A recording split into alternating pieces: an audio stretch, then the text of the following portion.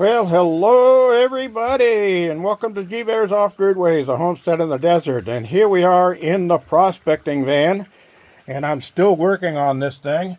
This is my Bluetooth battery, and that's the regular Group 24, but they're both 100 amp hour, 12.8 volt. And I've got those in parallel. They're running through this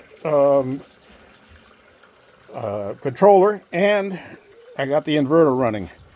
So I'm running my sluice box off of it, or should I call it the dog water trough. You guys like that cycled water, huh?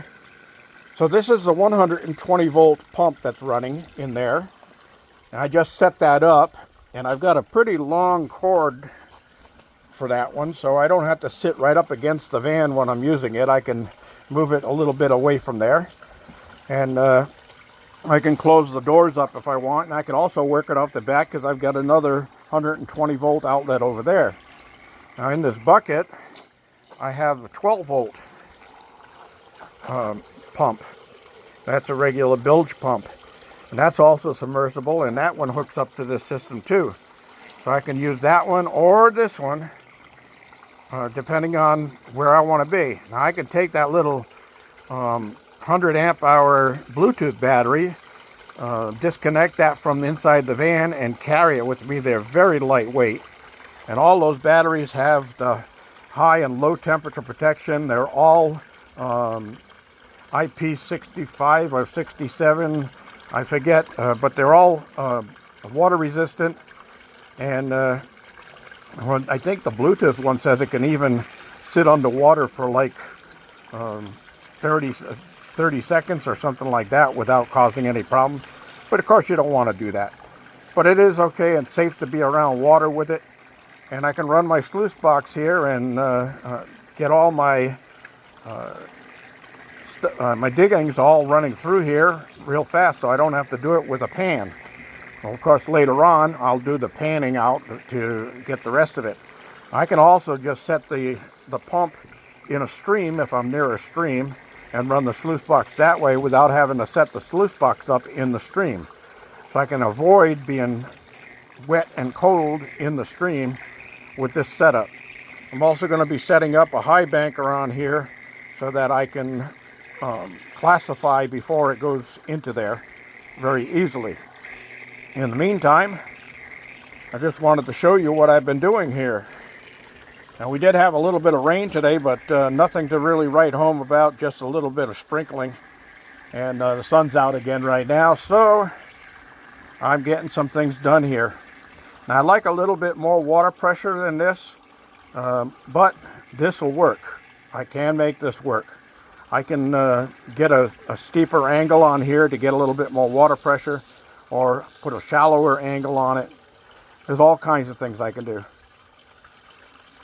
So I wanted to show you guys that, and let me shut this off. It doesn't have to keep running. I just now finished doing the modifications on this thing to where the pump will work, and I've got it set up with a garden hose connection between the pump and the black water pipe. And that means that I can set this thing up right here beside my my van, and I can put the pump all the way down in a stream bed and run a 50-foot garden hose up here to this point and pump it all through the garden hose and up here without having to carry water up from down at the stream up to my bucket.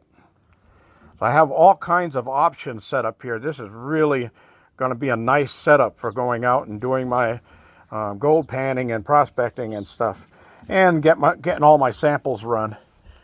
Now I added that piece of miner's moss down there at the bottom to catch any fines that might get past the rest of the sluice box. But normally everything's going to be either up here in the small ridges or in that first section. If it gets into the second section, it's far between when that happens. But then if it does and gets washed out, it'll get caught in the miner's moss. so I don't lose anything. But doing it in a pan like this and not in a stream bed, if I do lose anything, it's going to end up in the bottom of the pan. And when I do my clean out, I'll just pour the water off and leave whatever trappings are in the pan. I'll leave that all in there, and those would be my rims that I'll be able to pan out later on and see if I've missed anything. So we'll be doing that all live pretty soon, and you'll be able to get to see that. I have a camera holder that mounts on my chest like a vest that I can wear while I'm doing all this stuff, so you get a front page view of the whole thing. And we're going to have some fun, aren't we? Yeah, I got my classifiers on my pans and all that stuff already. Got my wet and dry vac here so I can get into crevicing. I got all my crevicing tools here. I got a mini sluice box there I can put in a stream if I have to. I got my pan up there and my larger sluice box up there that can go in a stream. And that one has a classifier that actually fits right in the head of it. And then I've got all my metal detectors here, and I've got my scoops here, I got my shovels here, I got my pinpointers here. Everything's all ready. And inside the cabinet, I've got food. So the food is just in case I get stuck out there for any reason. I've got food and water and survival. Cool. All right, everybody, I want to thank you all for joining me on this short trip. This is G Bear signing off.